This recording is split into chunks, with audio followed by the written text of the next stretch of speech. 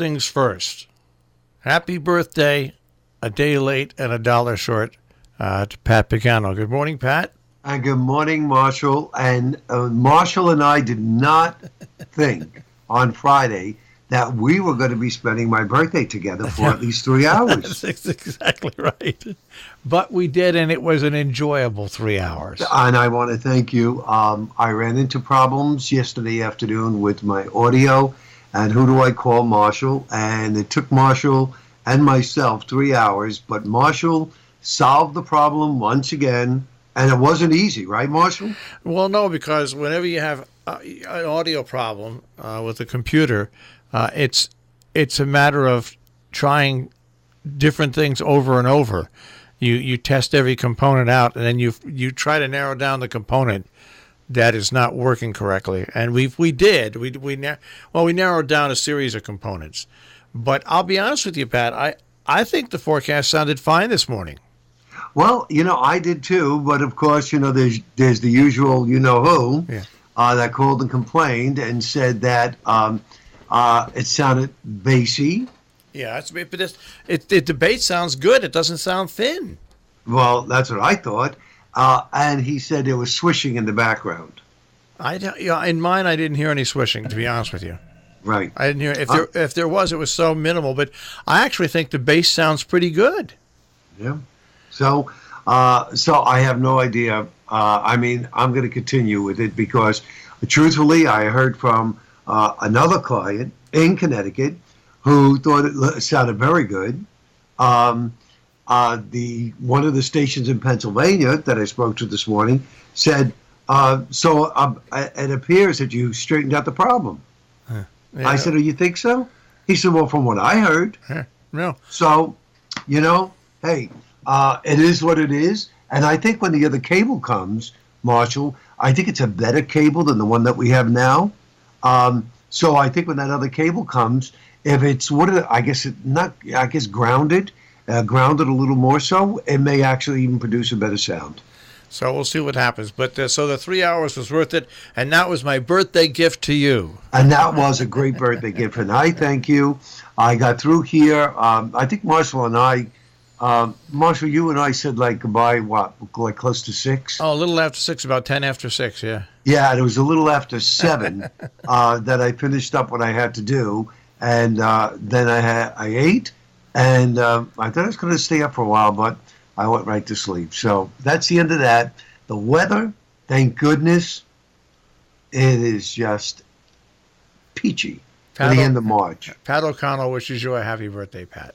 Thank you so much. Thank you. I appreciate that. Partly sunny today, 50. There's a low going by to our south. That was the one we were, worried about last week, that it could bring us a little snow. Even if it was going to bring us precip, it's too mild. It would have been rain. So that stays to our south, and then it clears out tonight, and it's cold, 20 to 25. Sunny, mid-40s Tuesday. Clear, 20 to 25 Tuesday night. Sunny Wednesday, 50. Sun will mix with clouds, mid-50s Thursday. We should be in the low 60s by Friday. Chance of a shower. There may be a scattered shower Saturday, and it's mild in the 60s. There's a better chance of showers on Sunday. So much of the week, very calm, and it looks to me like March is going to go out like a lamb. And lead to maybe April showers that bring May flowers. That's a possibility. Yes. Mama Pagano always said that April borrows 3 days from March. So she said you would have at least 3 days that would be, relative to the month of March. Now, we had another one of those weird snow events here with the last storm, where certain areas, the higher elevations, got close to 4.5 inches of snow. Certain areas got 2 to 3 inches of snow, but if you went at my house, there was right around 4 inches of snow. But if you went to North Canaan by Route 7, people reported in barely a dusting. That's only that was only like 3 or 4 air miles from me.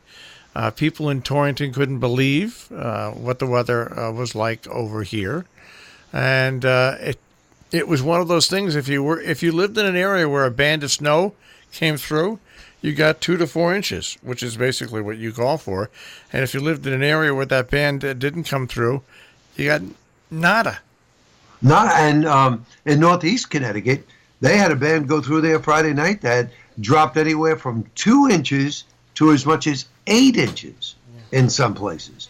And again, easily explainable, especially if it wasn't in March. But these storms, as they go up along the eastern New England coast, initially ahead of it, you get the east wind off the ocean, which was the rain. Yep. And then as the storm goes up and east of Boston, the wind comes around the storm counterclockwise, and the wind becomes more northerly.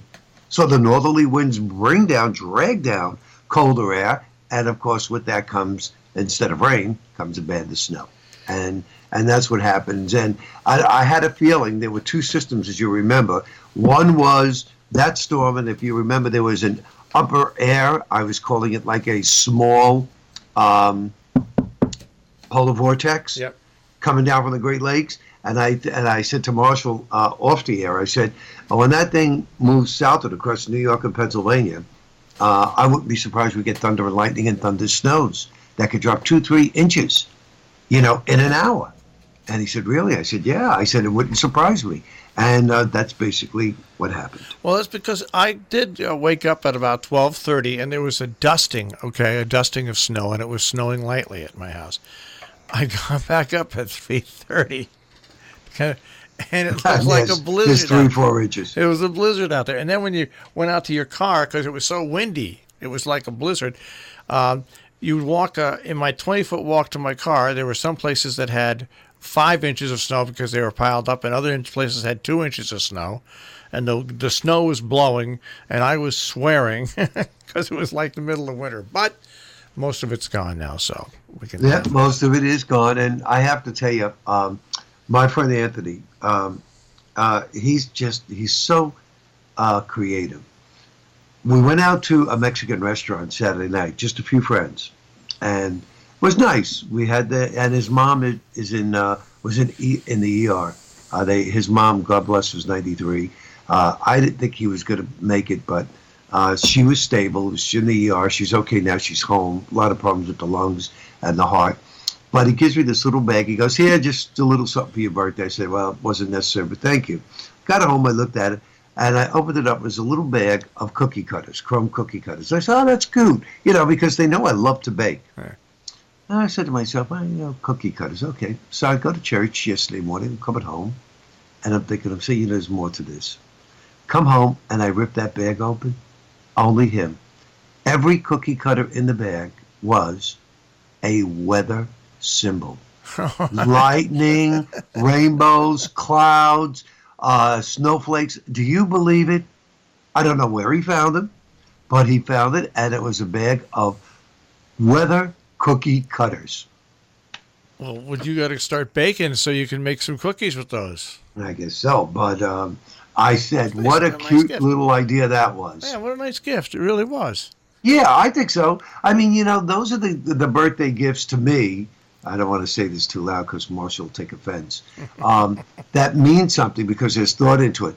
But when you give those gift cards, Marshall. That's right. That's right. There's a lot of thought that goes into that. Like, what are they going to buy with that gift card? Oh, that's the thought that goes into it. Okay. All right. Pat, I will speak. Thank you again, Marshall. And hopefully when that cable comes in, we'll talk again. Okay, great. Thanks, Goodbye. Bye-bye. Pat Pagano this morning in the Weather Center with a check on the forecast.